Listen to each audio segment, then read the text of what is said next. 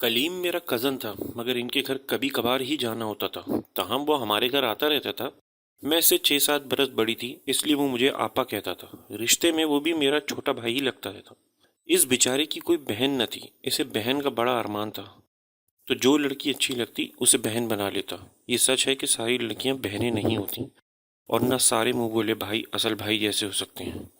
کچھ ایسا ہی قصہ کلیم کا ہے جس کے انجام کا علم مجھے بعد میں ہوا جب ایک دن کلیم اتفاق سے مجھے مال مو شہر کی ایک مارکیٹ میں مل گیا جہاں میں حلال گوشت خریدنے ایک عربی کی دکان پر گئی تھی۔ کلیم کو وہاں دیکھ کر حیران رہ گئی، وہ بہت بدل گیا تھا۔ میں نے اس سے پوچھا تم سویڈن کب آئے؟ کہنے لگا آپا مجھے آئے سال ہوا ہے، اس سے پہلے میں اٹلی میں تھا۔ اچھا تو تم اچانک گھر سے غائب ہو کر اٹلی چلے گئے تھے؟ تم نے گھر والوں کو بغیر بتائے ہی یورپ کی راہ لی اور پھر رابطہ بھی نہیں کیا؟ جانتے ہو کہ وہ کتنے پریشان تھے؟ ہاں کچھ حالات ایسے بن گئے تھے۔ ایسے کیا حالات بن گئے تھے مجھے بتاؤ۔ بتا دوں گا، پہلے آپ یہ بتائیے کہ آپ رہتی کہاں ہیں؟ میں لینڈس کرونا میں رہتی ہوں۔ اس نے خوشی کا اظہار کیا اور بولا میں بھی تو وہاں ہی رہتا ہوں۔ اچھا تو یہ بتاؤ کب آ رہے ہو؟ میں نے اس کو اپنا ایڈریس بتا دیا۔ پہلے یہ بتائیے آپ گھر پر کب ہوتی ہیں؟ میں ہر وقت ہی قریباً گھر پر ہوتی ہوں۔ جلال جاب کرتے ہیں اور میں گھر بار سنبھالتی ہوں۔ پہلے کچھ عرصے جاب کی تھی لیکن بچوں کی وجہ سے جاری نہ رکھ سکی۔ تم تو جانتے ہو گھر میں بچوں کو اکیلا نہیں چھوڑ سکتے۔ ٹھیک ہے پھر میں اتوار کو آ رہا ہوں، وعدہ؟ ہاں اپا وعدہ رہا، یہ کہہ کر وہ چلا گیا اور حسب وعدہ اتوار کو آ گیا۔ میں نے اس کے لیے مزیدار سا کھانا بنایا اور جب ہم پیٹ پوجا کے بعد فارغ ہو کر بیٹھے تو میں نے سوال کیا اب بتاؤ کہ تم بغیر بتائے کیوں گھر اور وطن چھوڑ کر آ گئے؟ اس نے جو کہانی سنائی وہ ناقابل یقین تھی۔ اس نے کہا آپا آپ کو ہنا یاد ہے جو آپ کے گھر کے قریب رہا کرتی تھی اور آپ کی چھوٹی بہن منور کی سہیلی تھی؟ ہاں ہاں، جس کو تم نے منہ بولی بہن بنایا تھا اور میں نے کہا تھا کہ تم ہر لڑکی کو منہ بولی بہن بنا لیتے ہو جبکہ ہر لڑکی منہ بولی بہن نہیں ہوتی۔ ہاں آپا وہی ہنا، اور آپ نے سچ ہی کہا تھا۔ وہ یاد ماضی میں کھو گیا اور میری نگاہوں میں ہنا کی صورت پھیرنے لگی۔ وہ بھولی بھاری لڑکی جو اتنی خوبصورت تو نہ تھی مگر اس کے چہرے پر بلا کی معصومیت رہتی تھی کہ اس پر بے اختیار پیار آ جاتا تھا۔ وہ مجھے بھی اچھی لگتی تھی اور کلیم نے تو اس سے دل سے بہن بنا لیا تھا۔ وہ بھی کلیم کو دلی طور پر بھائی تسلیم کر چکی تھی۔ والدین کی اکلوتی تھی، اس کی کوئی بہن اور بھائی نہ تھا۔ جلد ہی دونوں نے ایک دوسرے پر جان چھڑکنے لگے۔ اتنا پیار ہو گیا کہ شاید ہی کسی بہن بھائی میں ہو۔ کلیم میرے بھائی کا دوست تھا، تبھی وہ اکثر منصور سے ملنے ہمارے گھر آ جاتا۔ جبکہ ہنا گھر میں اکیلی بور ہوتی تو میری بہن منور سے فون پر باتیں کرتی یا خود آ جاتی۔ اس طرح کلیم اور ہنا کو ملاقات کا موقع مل جاتا۔ یہ اکثر آپس میں فون پر بھی باتیں کیا کرتے تھے۔ ہنا کی باتیں بھی اس کی طرح معصوم ہوتی تھیں۔ اس کی آواز میں بچوں جیسی شگفتگی اور ہنسی میں کھنک تھی۔ وہ ہر ایک سے من موہنی باتیں کرتی تھی۔ کسی دن اگر کسی مجبوری کی وجہ سے اس کا فون نہ آتا تو کلیم پریشان ہو جاتا۔ 2-4 دن فون نہ کرتی تو کلیم خفا ہو جاتا۔ ہنا اسے مناتی جیسے ابھی رو پڑے گی۔ تب اس پر ہم سب کو پیار آ جاتا اور ہم کلیم کو کہتے کہ مان بھی جاؤ، کیوں اپنی اس گڑیا سی بہن کو رلا رہے ہو؟ ہنا اکثر ہمارے گھر آتی اور شام تک رہتی۔ میرے گھر والے بھی اسے پسند کرتے تھے کیونکہ وہ بہت مخلص اور سادہ سی لڑکی تھی۔ وہ کوئی بات کسی سے نہیں چھپاتی تھی۔ کلیم نے بھی ہمیشہ اسے صاف دل اور صاف گو پایا، تبھی وہ اپنی سب باتیں اس سے کرنے لگا تھا۔ اس نے ہنا کو اپنی منگیتر شگفتہ کے بارے میں بھی بتا رکھا تھا اور کہا تھا کہ دعا کرو اس کی شادی جلد اس کی منگیتر سے ہو جائے۔ تبھی ہنا اب ہر نماز کے بعد دعا کرتی تھی کہ کلیم بھائی کی شادی اس کی من پسند لڑکی سے ہو جائے۔ شگفتہ کلیم کی کزن تھی اور کراچی میں رہتی تھی۔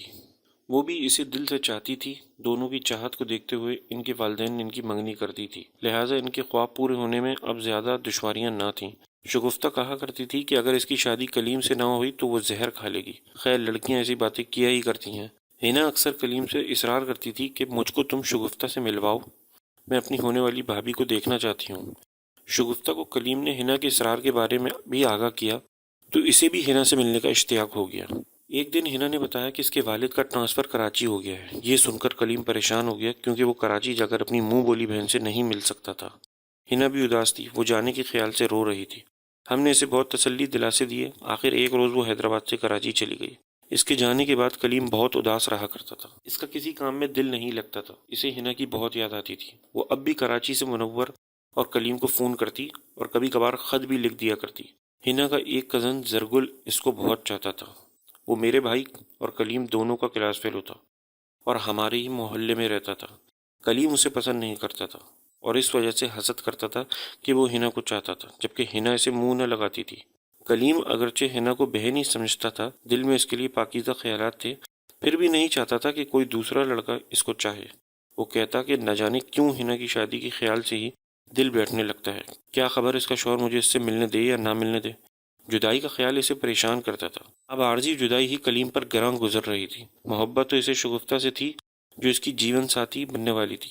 اتنے جھگڑوں کے بعد ان دونوں نے شادی کا مطالبہ بنوایا تھا، اور اب کلیم کا یہ عالم تھا کہ اسے شگفتہ سے زیادہ ہنا کی یاد ستاتی تھی۔ اپنے ذہن کی اس حالت کا تجزیہ وہ خود بھی نہیں کر سکتا تھا۔ ایک دن اس نے مجھے کہا، آپا میں نے تو اسے بہن کہا اور دل سے بہن بنایا تھا، لیکن اب وہ جب کہ حیدرآباد سے کراچی گئی ہے، میرے دل میں کسی اور صورت گھر کر رہی ہے۔ یہ سب کچھ تو میں نہیں چاہتا تھا، لیکن یہ سب کچھ خود بخود ہو رہا ہے۔ یہ ایک بے اختیار جذبہ اور خودکار عمل ہے۔ اس میں میرے اپنے کسی برے ارادے کا عمل دخل نہیں ہے، لیکن ایسا لگتا ہے کہ میں ہینا سے بہت دنوں تک ملے بغیر نہیں رہ سکتا۔ میں اس سے جدا رہ نہیں سکتا تھا۔ ایسا تو میں نے کبھی سوچا نہ تھا کہ وہ میری زندگی میں اتنی اہمیت اختیار کر لے گی، لیکن اب لگتا ہے جیسے میرے اندر کوئی اور بیٹھا ہوا ہے جو مجھ سے زیادہ طاقتور ہے، اور جو کچھ میں نہیں کرنا چاہتا وہ مجھ سے وہ کروانا چاہتا ہے۔ تب میں نے کلیم سے کہا تھا کہ بھائی تم کو تو کوئی نفسیاتی عارضہ لاحق ہو گیا ہے، کسی ماہر نفسیات سے ملو اور اپنا مسئلہ بتاؤ۔ اس کے بعد میری شادی ہو گئی۔ جلال سویڈن نیشنل تھے، لہٰذا شادی کے بعد میں یہاں آ گئی، اور مجھے علم نہ ہو سکا کہ کلیم کے اس معاملے کا کیا ہوا۔ تبھی سنا کہ وہ گھر چھوڑ کر کہیں چلا گیا۔ امی نے مجھے فون پر بتایا تھا کہ اس کے گھر والے اس کے غائب ہو جانے سے بہت پریشان ہیں، اور آج اتنے سالوں بعد وہ میرے گھر میں میرے سامنے بیٹھا ہوا تھا، اور میرے دل میں یہ سوال گھوم رہا تھا کہ جس مسئلے سے وہ اس قدر الجھا ہوا اور پریشان تھا، اس کا بالآخر ہوا کیا۔ تبھی اس نے کہنا شروع کیا، آپا پھر ایک وقت ایسا آیا کہ میں ہنا کی جدائی میں تڑپنے لگا۔ محسوس ہونے لگا کہ میرے دل میں اس کے لیے وہ جذبات نہیں رہے جو ایک بھائی کے دل میں بہن کے لیے ہوتے ہیں۔ مجھے شدت سے احساس ہوا کہ ہنا کو بہن کہہ کر میں خود اپنے آپ کو دھوکہ دے رہا ہوں۔ دل خود بخود اور غیر محسوس طریقے سے ہنا کو شگفتہ کی جگہ دینے لگا تھا، لیکن عجیب بات یہ تھی کہ میرے دل میں شگفتہ کی محبت بھی موجود تھی۔ مجھے ہنا اور شگفتہ دونوں ہی عزیز تھیں۔ میں ان دونوں کے بغیر جینے کا تصور بھی نہ کر سکتا تھا، حالانکہ یہ میری لڑکپن کی عمر نہ تھی۔ گریجویشن کر چکا تھا اور نہایت ذمہ دار عہدے پر کام کر رہا تھا۔ شروع میں تو میں نے اپنے دل و دماغ کو کنٹرول میں رکھا اور ہنا پر بالکل یہ بات ظاہر نہ ہونے دی، مگر بڑی ہمت کر کے پھر میں نے اسے آگاہ کرنا مناسب جانا، کیونکہ اس کی منگنی ہونے والی تھی، اور یہ بات میرے لیے سہانے روح تھی۔ میں نے خطوط کا سہارا لیا، کیونکہ کراچی میں اس سے فون پر بات نہ کر سکتا تھا کہ وہ اب چچا کے گھر میں رہ رہے تھے، اور فون ان کے چچا کی طرف تھا۔ جو خطوط میں لکھ رہا تھا ان کا مزاج ہی بدلا ہوا تھا۔ اب میرے خطوط کی عبارت کچھ اور ہی رنگ لیے ہوئے تھی، جن کو پڑھ کر ہنا حیران ہوتی تھی کہ یہ میں کیا لکھ رہا ہوں، لیکن مجھ سے پوچھنے کی ہمت نہ ہوتی تھی۔ اور روز بروز الجھتی جا رہی تھی۔ آخر ایک بار اس نے اپنے چچا کے گھر سے مجھے فون کیا اور ان باتوں کے بارے میں پوچھا جو میں نے اسے لکھی تھیں۔ تب میں نے اس کو صاف صاف بتا دیا کہ میں تم کو زندگی کا ساتھی بناؤں گا، اور اب میں زیادہ منافقت سے کام نہیں لے سکتا۔ تبھی اس نے مجھ سے شگفتہ کے بارے میں سوال کیا۔ میں نے جھوٹ بولا کہ وہ تو بے وفا نکلی، اس نے اپنی پسند سے کسی اور سے منگنی کر لی، اور اب میرا اس کے ساتھ کوئی واسطہ نہیں۔ ہنا کو یہ سن کر بہت افسوس ہوا۔ میں نے اس کی رائے پوچھی، مگر وہ ناراض ہو گئی اور میرے اظہار محبت کرنے پہ مجھ سے قطعی تعلق کر لیا۔ 2 ماہ تک رابطہ کرتا رہا، مگر اس نے جواب نہ دیا۔ ان دنوں میں بہت پریشان تھا۔ ایک تو ہنا مجھ سے ناراض تھی، اور اس وجہ سے بھی کہ میں خود کو شگفتہ کا مجرم بھی سمجھتا تھا۔ میں ابھی تک شگفتہ کو فون پر پیار بھرے انداز میں مخاطب کرتا تھا، اور ادھر ہنا کا میرے دل پر قبضہ ہو چکا تھا۔ میں دوراہے پر کھڑا تھا اور دونوں سے جدا ہونا نہ چاہتا تھا۔ بہت سوچنے کے بعد اس نتیجے پر پہنچا کہ آپ نے ٹھیک کہا تھا، میں کسی ذہنی مرض میں مبتلا ہو گیا تھا، اور خود پر واضح ہونے کے لیے مجھے کسی ماہر نفسیات کی مدد چاہیے تھی۔ میں ایک مشہور ماہر نفسیات کے پاس گیا، اور اس نے مجھے یہ رائے دی کہ مجھے شادی شگفتہ سے کر لینی چاہیے، اور ہنا بھی دل سے شادی پر راضی نہیں ہے، تو میں اس کو کس طرح خوش رکھ سکوں گا۔ 3 ماہ تک ہنا مجھ سے خفا رہی، یہاں تک کہ میں ذہنی دباؤ سے بیمار ہو گیا۔ جب اس کو میری بیماری کی خبر ملی تو وہ ماں کے ساتھ مجھے دیکھنے حیدرآباد چلی آئی۔ اس کے بعد یہ حقیقت کھلی کہ اس کے جذبات بھی میرے لیے بدل گئے، اور اس نے مجھ سے شادی کے لیے ہاں کہہ دی۔ یوں بھائی بہن کے رشتے کا کچا رنگ اتر گیا۔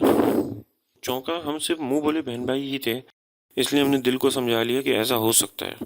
وہ بہت شرمیلی تھی اور کھل کر اپنے دل کا حال نہ کہہ پاتی تھی، اور میں مصر تھا کہ وہ دل کا حال مجھ پر ظاہر کر دے۔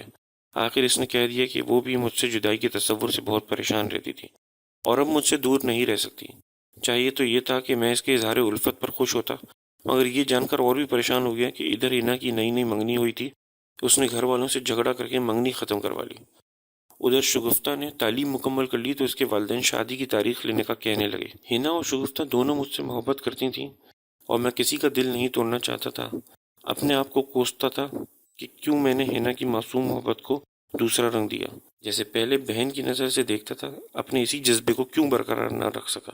اگر میرے خیالات بدلے تھے تو کم از کم اس کو آگاہ تو نہ کرتا اور بے خبر رکھتا تو اسے تکلیف نہ ہوتی۔ اب شگفتہ سے شادی کا مرحلہ سامنے تھا، جو دکھ تھا خود جھیل لیتا تو ہینا بھی دکھی نہ ہوتی۔ اب اگر ہینا مجھے چاہنے لگی تھی تو اس میں اس کا کیا قصور؟ قصور تو میرا ہی تھا، لیکن اس مرحلے پر شگفتہ کو بھی نہیں چھوڑ سکتا تھا۔ ہم دونوں کے خاندان آپس میں ہمارے رشتے کے ساتھ جڑے ہوئے تھے۔ میں 2 حصے میں تقسیم ہو گیا تھا اور میرا پیار بھی میری غلطی کی وجہ سے 2 حصوں میں بٹ گیا تھا۔ ہینا ایک اور بار حیدرآباد آئی، ان کے رشتہ داروں کی شادی تھی، وہاں اس کی ملاقات منور اور شگفتہ سے ہو گئی۔ باتوں باتوں میں ہینا نے شگفتہ سے پوچھا کہ تم نے کلیم سے کیوں بے وفائی کی جبکہ تم لوگوں کی محبت کی شادی ہو رہی تھی؟ اس نے حیرت کا اظہار کیا، کہا کہ نہیں، وہ تو اب بھی مجھ سے پیار کرتا ہے، روز فون پر بات کرتا ہے اور ہماری تو بہت جلد شادی ہونے والی ہے۔ یہ سن کر ہینا کا دل ٹوٹ گیا۔ وہ بہت حساس لڑکی تھی، اس کو خیال ہوا کہ میں نے اس کو محض بیوقوف بنانے کے لیے سارا ڈرامہ کیا ہے۔ گھر آ کر اس نے مجھے فون کیا اور حقیقت دریافت کی۔ اب سچ بتانے کے سوا کوئی چارہ نہ تھا۔ ہینا فون پر پھوٹ پھوٹ کر رونے لگی۔ وہ بار بار یہی سوال کر رہی تھی کہ کلیم تم نے مجھے کیوں اتنا ذلیل کیا؟ کیا میں اس قابل نہ تھی کہ تمہاری بہن ہی رہتی؟ کیوں تم نے میرے پاکیزہ جذبے کا مذاق بنایا؟ میں اب اس قابل نہ تھا کہ صفائی میں کچھ کہہ سکوں۔ اس نے مجھ سے تعلق توڑ لیا۔ ہینا تو مجھ سے بدظن ہو چکی تھی، مگر شگفتہ کو بھی علم ہو گیا کہ میں نے ہینا کو اس کے بارے میں کیا کچھ کہا ہے۔ منور نے اور کام خراب کیا کہ جو خط میں نے ہینا کو لکھے تھے وہ پڑھ کر منور کے پاس رکھوا دیتی تھی۔ منور نے وہ شگفتہ کو دکھا دیے۔ اس طرح اس نے بھی مجھ سے منہ موڑ لیا اور پھر کبھی میری طرف لوٹ نہ آنے کی قسم کھا لی۔ اس نے اپنے والدین کو میرے لکھے خطوط دکھا دیے جو میں نے ہینا کو تحریر کیے تھے۔ بس پھر قیامت آ گئی اور اس کے والدین نے رشتہ ختم کر دیا۔ آج شگفتہ کی شادی کو 5 برس گزر چکے ہیں، لیکن میں اور ہینا برباد ہیں کیونکہ ہینا نے شادی نہ کرنے کی قسم کھا لی ہے۔ اس نے کہا کہ اس کا مرد ذات سے اعتبار اٹھ گیا ہے۔ آج وہ بھی برباد ہے اور میں بھی۔ نہ جانے میں نے یہ سب کیوں کیا، میں آج تک خود اس امر کو نہیں سمجھ سکا۔ والدین جب مجھ پر شادی کے لیے دباؤ ڈالتے ہیں میں پریشان ہو جاتا ہوں۔ آخرکار والدہ کے مجبور کرنے پر میں نے وہاں منگنی کر لی جس لڑکی کو انہوں نے پسند کیا، لیکن جب شادی کے دن نزدیک آئے تو میں خاموشی سے اٹلی چلا گیا۔ وہاں بھی سکون نہ ملا تو ادھر آ گیا ہوں۔ آپ مل گئی ہیں آپا، دل کو بڑا سکون ملا ہے۔ آپ سے یہ سب کہہ کر لگتا ہے ایک بوجھ ہلکا ہو گیا ہے۔ پھر اس نے اجازت لی اور چلا گیا۔ میں سوچتی رہ گئی کہ کلیم کے ساتھ کیا مسئلہ تھا، کوئی نفسیاتی مسئلہ تھا؟ یہ مرد ذات واقعی ناقابل اعتبار ہوتی ہے۔